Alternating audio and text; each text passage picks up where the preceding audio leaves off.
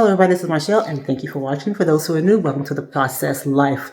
Listen, this video would not have my face or Vito's face in it. Unfortunately, there was a horrible glitch that was going on. We did this video live and there was a lot of glitching. Y'all hear him in the back? He didn't start doing that until I start videoing. But anyway, enjoy the video. It's talking about how the process of men. And what am I going to say? I done lost my train of thought. Anyway, we're talking about the man's process of being chosen for marriage. That's it. So don't forget to comment below. And for those who have not, please subscribe. And we will catch you on the next one. Bye. Adam was alone. He didn't know he was alone. So the first thing I want to tell you is that as being a man single, you have to come to a realization you can't put yourself to sleep. Because that means you're going to wake yourself up. So God put Adam to sleep. And he put Adam to sleep for a reason. So Adam wouldn't choose who he wanted to be with. That means he wouldn't stand in God's way, and he wouldn't intervene or interrupt what God's plan is. Okay. Now that doesn't mean that Adam had more power than God.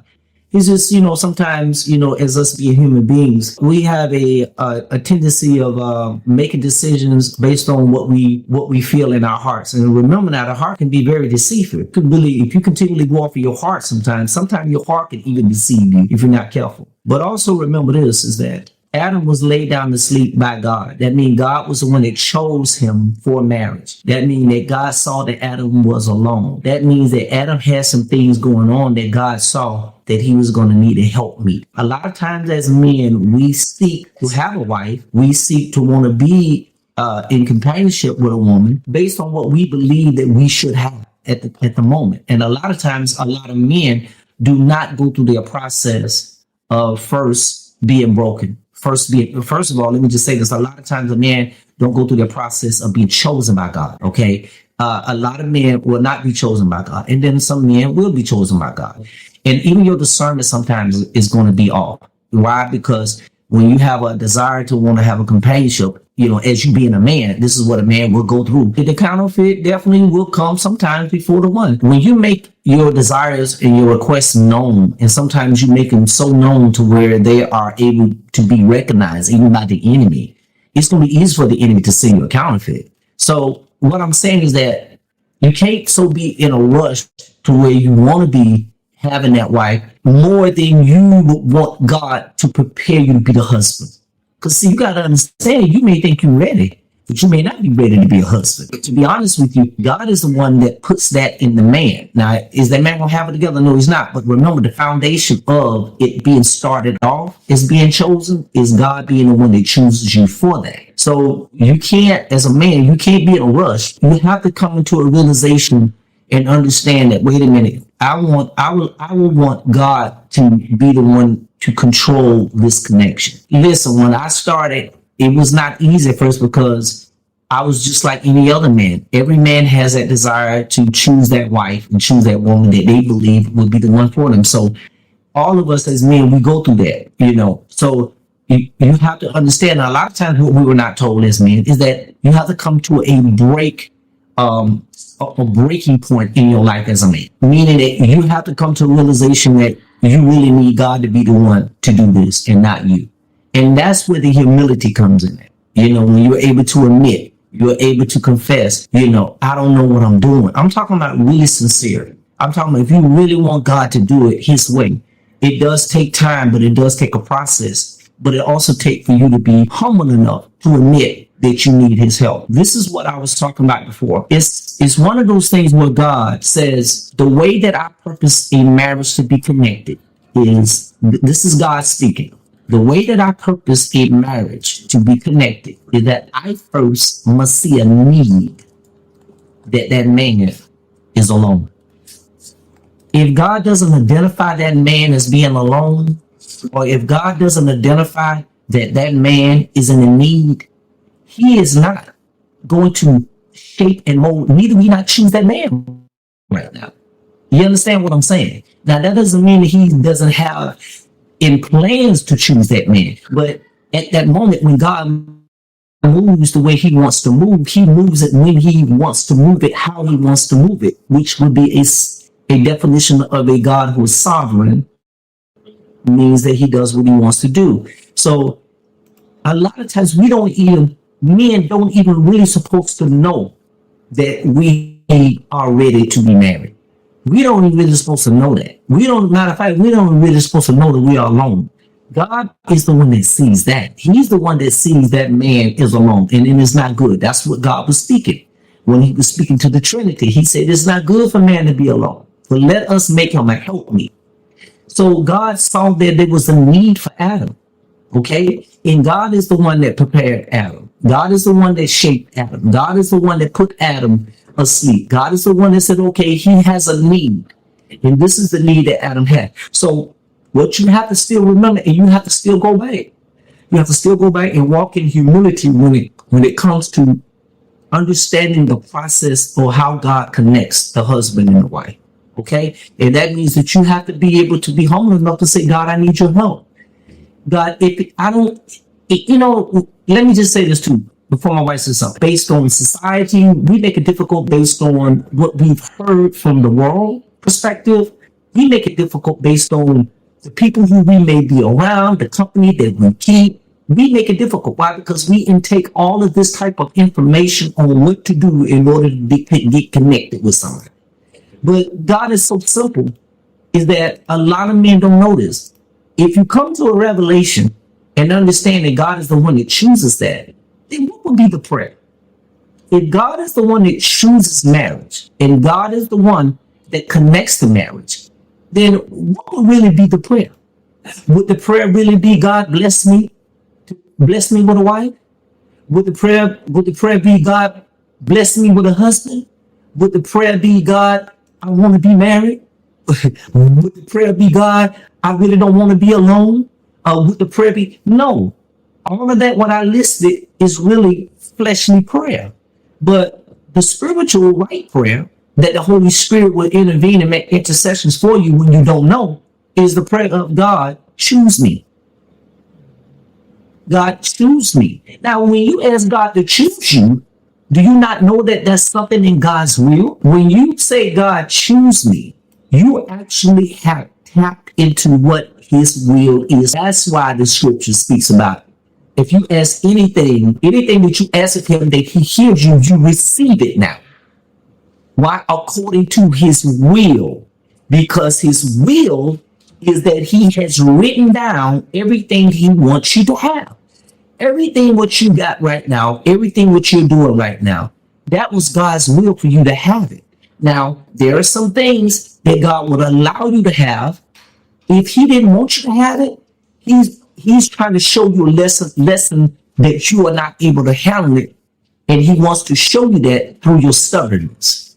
Okay, so that means the stuff that you missing with everything I have, I got it from God. Well, some things that you got, you didn't get from God. You got it on your own, based on the lust of your flesh, or based on what you believe what you should have had. Okay, so I hope that kind of gave you a understanding as a man. And the reason why I said it is because a man has to be broken. He has to be chosen to be a husband. If he's not broken, if he is not chosen by God to be a husband, when he gets married, he is not going to have the tools. He's not going to know how to treat that wife. He's not going to know how. And not only that, there is not going to be no support system in place spiritually by God, because God don't support anything that he has not put his hands on or he has not validated. God has to be the one to validate something. If you choose to do something and say, hey, God, I want you to endorse this, God can be like, no, I'm not going to endorse that because I'm not the one that started that. I'm not the one that chose you for that. So no, I'm not going to do that. But if God chooses you for that, he is obligated to validate you. He is obligated to support you. So what I'm saying is that you have to understand that you have to be broken as a man first. You have to be consecrated. You have to go through your process as a man. Are you going to be perfect as a man? No, you're not. You are not going to be perfect as a man, because a man is not guaranteed to be perfect. Not only that, God don't want that man to be perfect, because if that man be perfect, then how else will that man ever continue to lean on God in his marriage? That man has to be right. because it's going to fall on him. When he's the one that make the choice to choose to want to marry someone, if that marriage goes astray, then it's going to be that man's fault. Even if God chooses that man and prep that man, shapes that man, mold that man, consecrates that man, and still bless that man with that wife, that man who God has chosen is responsible for that marriage. He is responsible for the temperature that is going to reside in that marriage. He's responsible for how the way he shows goodwill towards his wife. He's responsible for how the way he's going to show empathy towards that wife. He's going to be responsible for how he sows the seed of love, respect, compassion, and humility. These are the responsibilities that what a husband supposed to have in them. And if that man has not been broken yet, he has not gone through the process of going to be broken, for God to show him, for him to get that selfishness out of him. Because as a husband, you cannot have a lick of selfishness in you, because it's not going to be about you. It's going to be about your wife and your family. It's going to be about your wife and your kids. And if you have any inkling of selfishness in you, then therefore the decisions that you make in your home is going to be based on something what you want and not going to be the benefit of your family. Which really God put that into a man to do that for the family. That's how a man becomes a great leader in his family. He puts his selfish ways aside, and then he take care of his family needs first. It's not going to be about him. It's going to be about them. And then when it comes to them, then it's going to be about us, as us being in the marriage. So when that man doesn't know how to do all that, that means that he's going to sow every bit of discord in his wife. And trust me, when you sow the discord in your wife, you're going to get discord back. If you don't sow the love in your wife, you're going to get no love back. If you don't sow no compassion in your wife, you're not going to get no compassion back from your wife. If you're not going to sow goodwill in your wife, you're not going to be able to get no goodwill back. If you do not sow empathy in your wife, she's not going to respond to empathy back to you. If you don't sow humility in your wife, she's not going to be humble with you. If you don't sow respect in your wife, she's not going to be respectful back to you. It starts with the man. And the reason right now you ain't got no wife, because you ain't ready for that. You ain't ready to be no husband yet, because God has to do some things in you first. Because before God allow you, me, or any man who he chose to make his name or wound his name or disrespect his name, he take you up out of here. Can't no man say they did it. Can't no man say they are the ones that put it together. Can't nobody say they hooked it up. No, God gonna say, I can't share, I ain't gonna share my glory with nobody.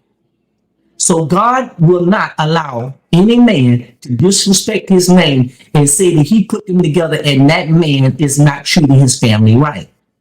God is not going to have it. He's not going to allow it. He will show you that you're a liar first. On the other hand, if God did put you together with that wife and you still mess up in that marriage, I'm talking about if you don't show goodwill, you don't show empathy and love and compassion and respect and humility, well, that wife is still going to do what it is that she needs to do, because she's going to reciprocate everything back to you that you don't put in her. And what God going to do, he going to check you. He going to say, son, you're wrong. Son, it's your fault. Yeah, but Lord, she the one, it's your fault, because you the one did not sow the right fruits in her in order for her to reciprocate every good thing back to you. It is the man's fault. Don't you ever forget it. That's why it's so important. What I'm saying is so important for you as a man to get right with God and say, God, you teach me how to be the right husband. You teach me how to be the right man. You teach me, choose me for this assignment. I know what I'm asking. I'm not afraid to ask you to choose me for this assignment. I'm not afraid of that, because I truly understand that your glory will be manifested. Your glory will be manifested upon this marriage. So what I'm telling you, you got to be the one to take the responsibility, but you got to also ask God to choose you for it. And if you don't ask God to choose you for it, then there's a prayer right there that you're not going to reap the benefits of it, because it is God who's the one that chooses it in you. All right. And we do provide coaching sessions, you guys, spiritual coaching sessions. So if that's something that you you're led to theprocesslife.com. We will provide those sessions for you. Find someone in your area, locally, whatever. Just get the help you need, because again, you don't know what you don't know. So even if you feel like you're okay, go get it anyway. You might find out, you know what, dang, I didn't realize that. Go to The Process Life. Don't forget to visit our store. We love y'all. We gotta go take care of some business. Thank you guys for stopping by. Again, our email is info@theprocesslife.com. Have any questions after this, just go ahead and shoot us an email. Share the love so that we can reach more people. All right, y'all. Love you. Love you guys. Bye. Have a blessed one, okay?